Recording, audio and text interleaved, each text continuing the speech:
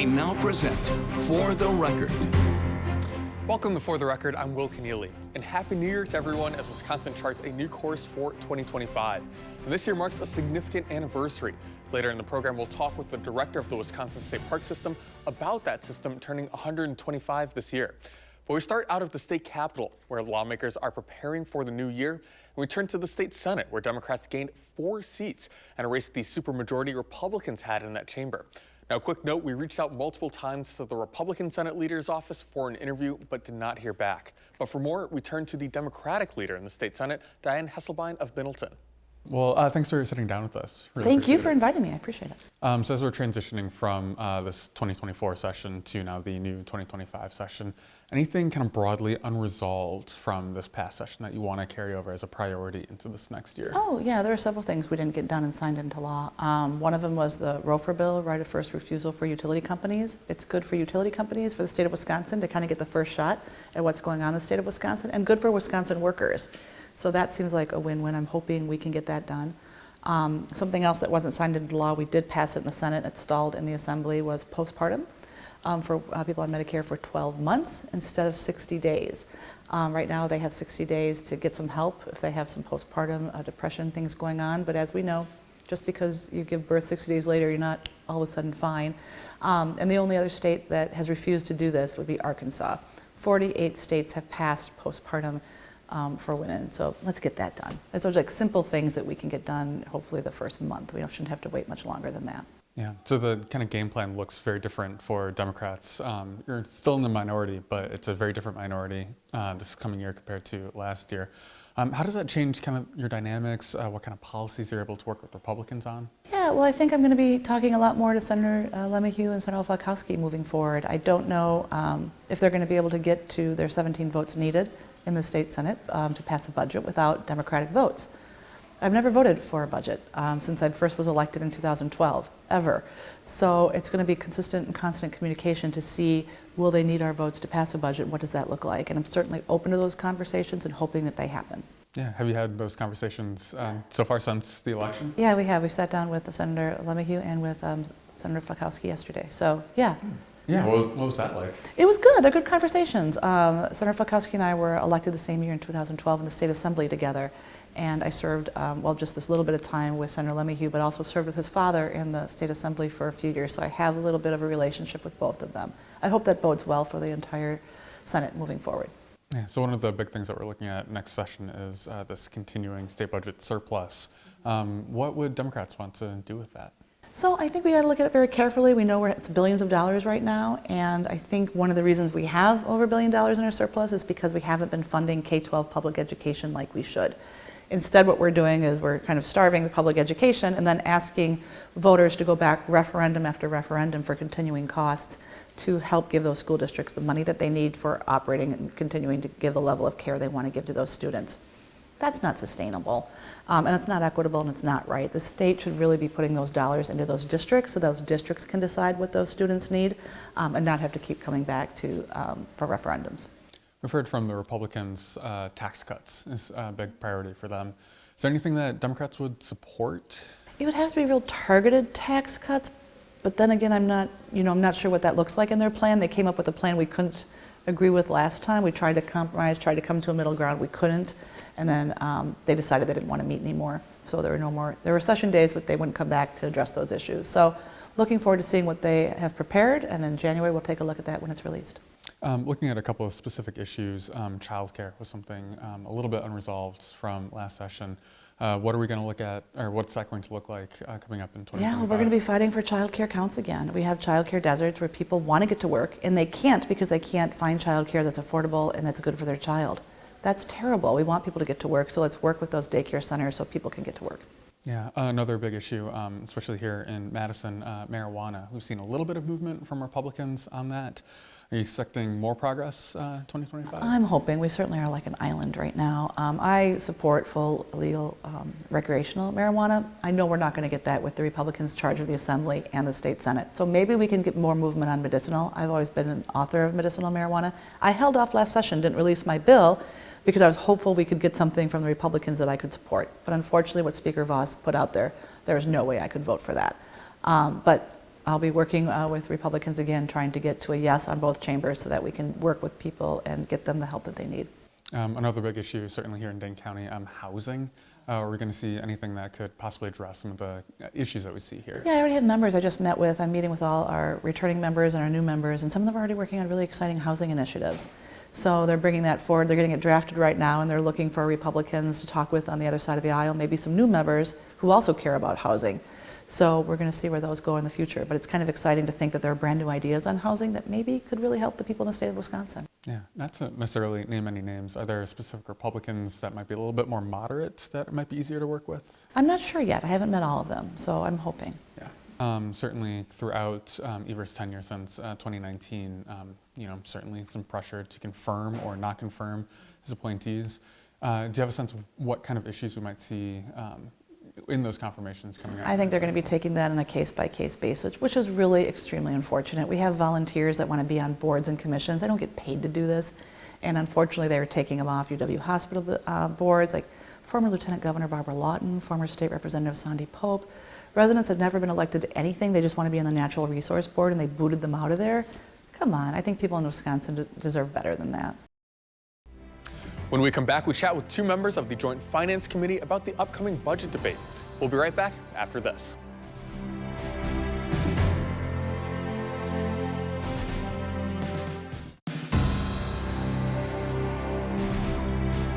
Welcome back. Lawmakers at the state capitol will soon have to get to work crafting the state budget. At the center of this process is the legislature's powerful Joint Finance Committee. We sat down with one of the co-chairs of that committee, Representative Mark Bourne of Beaver Dam, for more on what we can expect from this budget process this year. Well, thanks for sitting down with us. Appreciate it. Glad to do it, yeah. So you're one of, I would probably say, the most powerful legislators in the Capitol here because you chair this Joint Finance Committee. For those who don't know quite what it is, could you just kind of explain it? Joint Finance Committee, 16 members. From the majority party, you've got 12, you've got 4 from the minority parties. It's a joint committee from both houses, the Senate and the Assembly.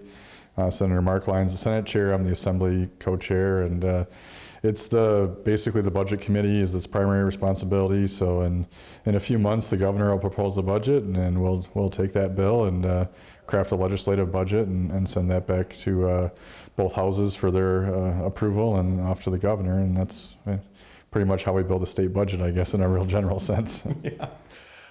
If only it were that easy to pass it. In a general sense, any priorities from your caucus that you want to see in this next budget here? Yeah, well, for the most part, it's kind of early for that. You know, we're just getting started here. We're about a month after the election now. We're starting to have caucus meetings. We've got some new members. And so we're going to work through all those details. We do know that priority one will be tax cut. We need to return some of the surplus to the taxpayers. You know, the governor vetoed a lot of good tax cuts in this last session, and so as we move forward into the next session, that's going to need to be the top priority. And then, you know, we'll build off of our usual budget work from there. It's really not a secret, I think, at this point. Republican-controlled legislature for more than a decade now has built responsible budgets that have been good for Wisconsin, with both cutting taxes and then investing in our priorities. So, any conversations right now with the governor? Anything that you think you'd tentatively find agreement on, especially for those tax cuts?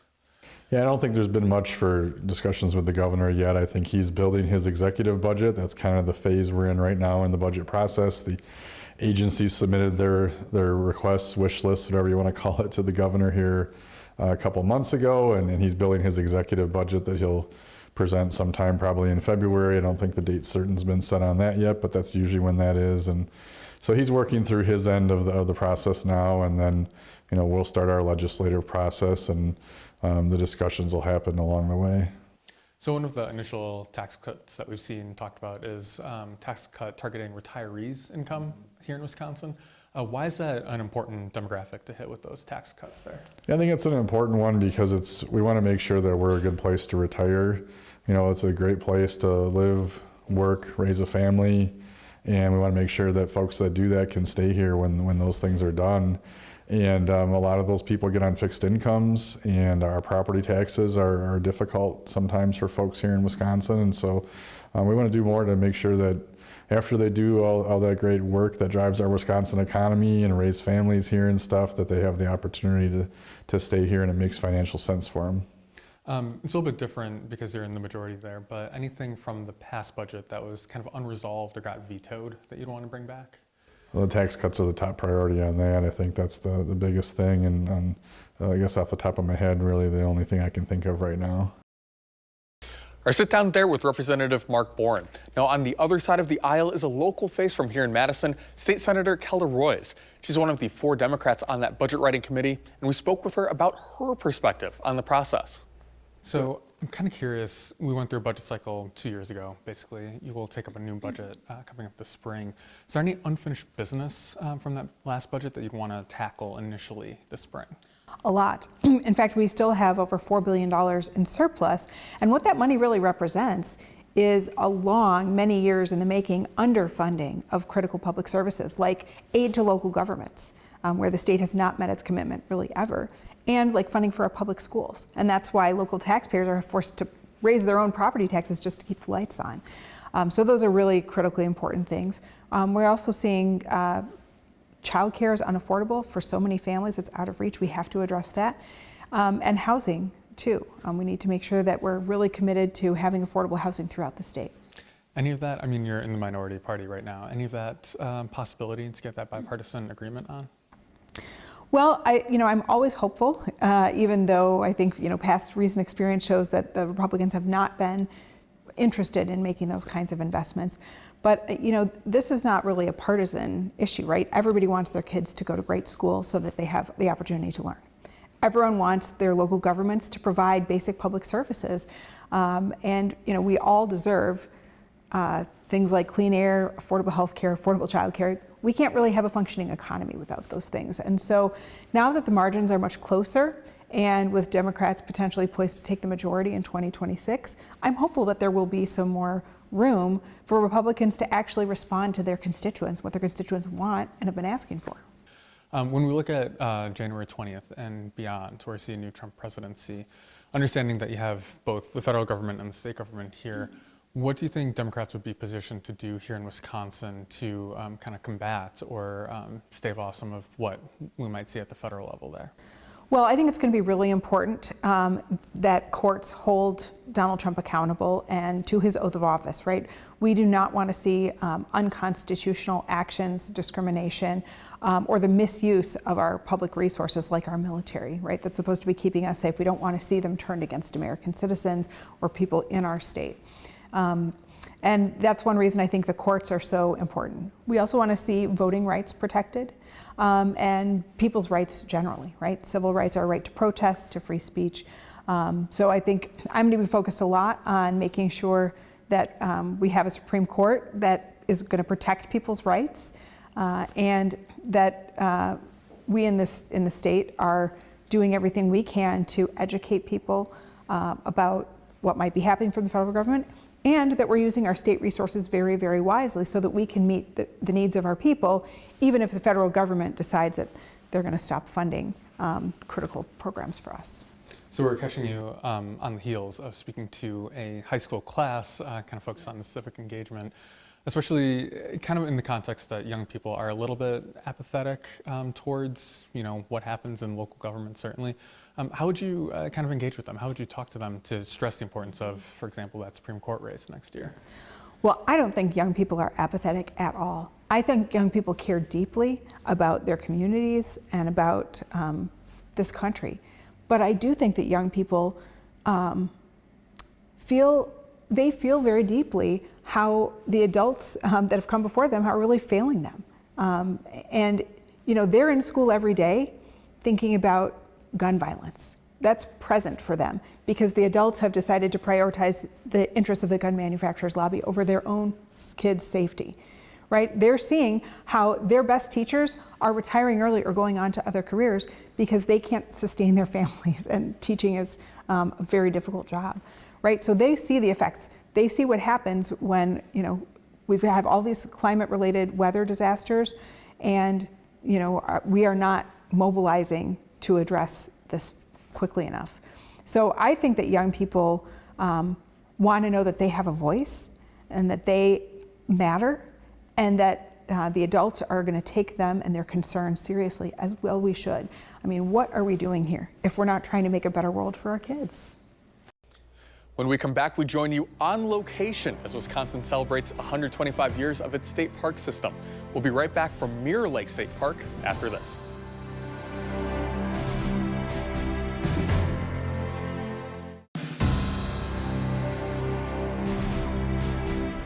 Welcome back and Happy New Year. We stepped out of the studio for a second here at Mirror Lake State Park, where people participated in the first day hike at state parks here and across the state.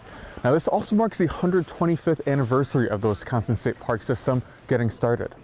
And we sat down with the Director of State Parks, Steve Schmelzer, for more on that history. So when we look back 125 years ago, kind of conservation here in Wisconsin, what's the need? Why is it so important to set aside some of this land for state parks like this? Yeah, you know, some of the original push behind the state park movement was to protect, you know, these unique areas in Wisconsin.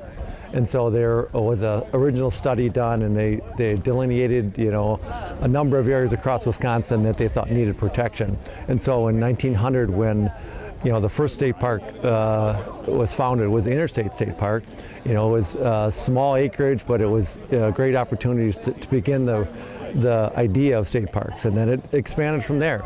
And 1909 was Peninsula State Park, and then 1911 was Devil's Lake State Park. And, you know, with 50 state parks and 44 state trails and 15 state forests, we've had quite the growth, and it's just a great opportunity to protect those resources and then also provide outdoor recreation opportunities for all the visitors. You know, we've had over 20 million visitors this past year, so it's a great opportunity to get outside. Yeah, what did it look like back then? Was it just kind of setting aside the land? I mean, everything's so well built and maintained now. Yeah, I mean, it was, you know, the original state park idea was protection of those resources, so they were probably more of just, you know, natural areas.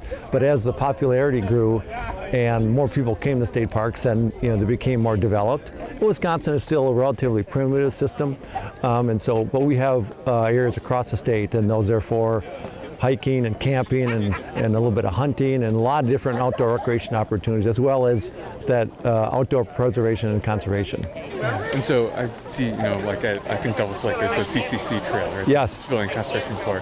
How has some of that conservation changed over the last 25 years? Yeah, you know, I think that as those areas have been protected, and, you know, we also have restored a number of areas, you know, to restored some habitat and also restored some different facilities at the properties. You know, we also, you know, when I talk about, you know, state parks being 125 years, you know, we look at the Native Americans who had for thousands of years have been caretakers of these, you know, extremely influential properties and areas. And so while 125 years seems like a long, you know, we go back to, you know, hundreds of generations of Native Americans, it's just a small part of that. But so yeah, these areas have been very impactful to a lot of people over the years. And so 125 years in the past, what do you anticipate being on the horizon for the next 100 years, century? Yeah, you know, I think that as we, you know, system continues to grow, you know, we're always looking for opportunities for protect new areas and also to, you know, continue to improve habitat at the areas, and also, you know, they're also crucial for species, you know, both threatened and endangered species at our properties, you know, providing habitat for them, also providing areas for the populations to rebound to is a great. So as, you know, climate changes a little bit, we can, you know, to look towards those areas as kind of have a toehold into, you know, maintaining them, and also, you know, bringing some of those species along too. The other thing that's fascinating, especially here, I think does a really good job of accessibility. Yes. For parks. How important is that? Yeah, it's extremely important. You know, we've really worked hard at improving accessibility across the system. You know, one of my first day at Devil's Lake, you know, my dad was up here at Mirror Lake building the accessible cabin over 30 years ago. So we have a number of those cabins across Wisconsin, and it's pretty unique to the United States as far as those accessible cabins. And, you know, if you go on the DNR website under accessibility, we have a number of other features. We have beach access mats and beach wheelchairs and track wheelchairs, and so the great opportunity to have people of all abilities to get outside and recreate and see some of these great features. Okay, anything else you think people back home should know? ways to get involved, anything like that? Yeah, we always, another great opportunity for the public is to volunteer at state properties.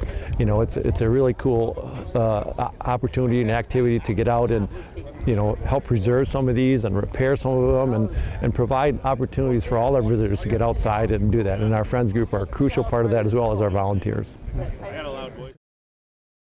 We'll join you back inside right after this.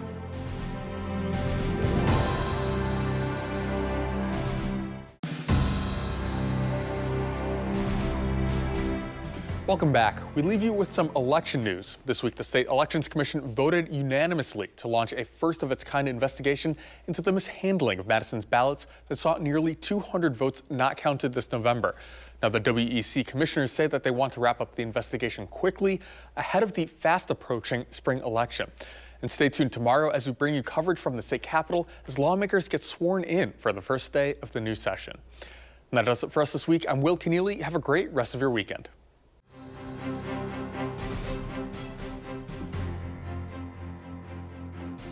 This has been For the Record.